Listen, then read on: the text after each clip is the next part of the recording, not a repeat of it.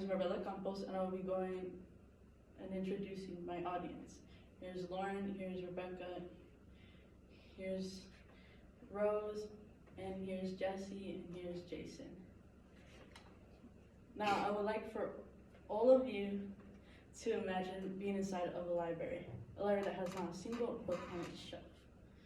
Now, I would like for you to think, what could have been inside those books that could have impacted your knowledge positively or negatively? Book censoring is not only the act of getting rid of books, but is also the act of making sure that the information inside those books is safe. Today I'll be going over the pros and cons of book censoring, a topic which I believe students should be acquainted with to understand the controversy that surrounds novels. I'm a credible speaker as I have done in-depth research on the banning of books.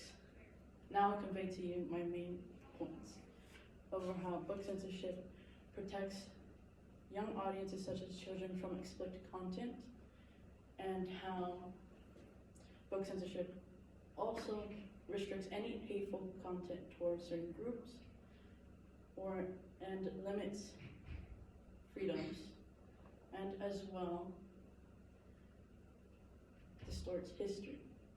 Please keep any questions in mind till the end of the speech. Thank you.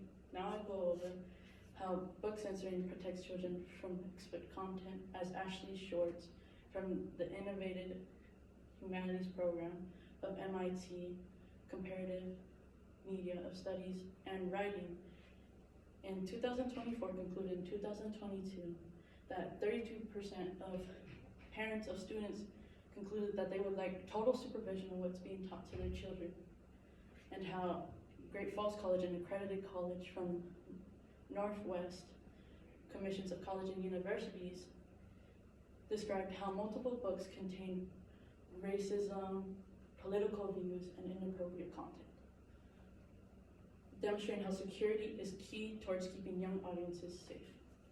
Now I'll go over how book censorship restricts offensive content towards certain groups, as in 2022, 30% of books contained racial theory, racial stereotypes, and anti-Semitic views.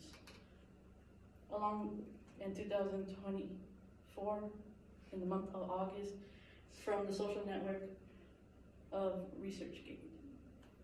And in Stanford University, they provided an article on January 25th, 2022, over how victims of hate speech and hate literature often dealt with emotional distress as their mentality went down, often causing them to isolate themselves from their family. Next, I will continue for drawbacks of censoring literature, as book censoring limits rights of individuals. However, the First Amendment in the U.S. Constitution states that any group or any religion should not be treated unfairly equal, advocating for the right to petition, in fact, or the right of assembly, or the freedom of speech.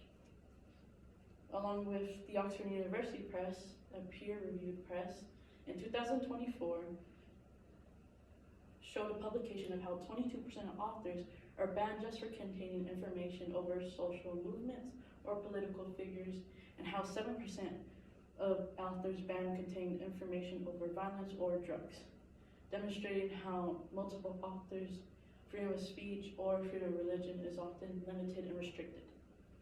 Now onto my final con, over distortion of history. As Tyler Brenner from the University of Northern Colorado in January 2013 demonstrated how publishers in the textbook industry often face immense pressure from outsiders such as politicians, as textbooks gain great publicity and often great profit.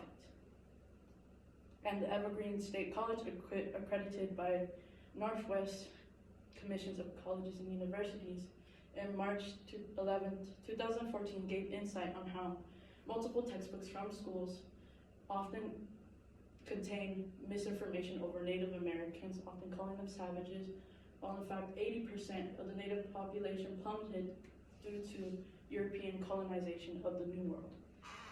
As you can see, censorship is strong on both sides, often affecting students, schools, and teachers. To recap, I will review my pros and cons over how young audiences are protected from explicit content, and how multiple groups are saved from any hateful literature, and how individuals have limitations on their rights, and how history can often be misinformed. The purpose of my speech was to inform you of the pros and cons of censoring of books. Now, I'd like for you to recall a statement I made earlier in my speech. How will censorship of novels affect how we look or perceive at books? That is the end of my speech. Thank you for listening. If you have any questions, feel free to say any.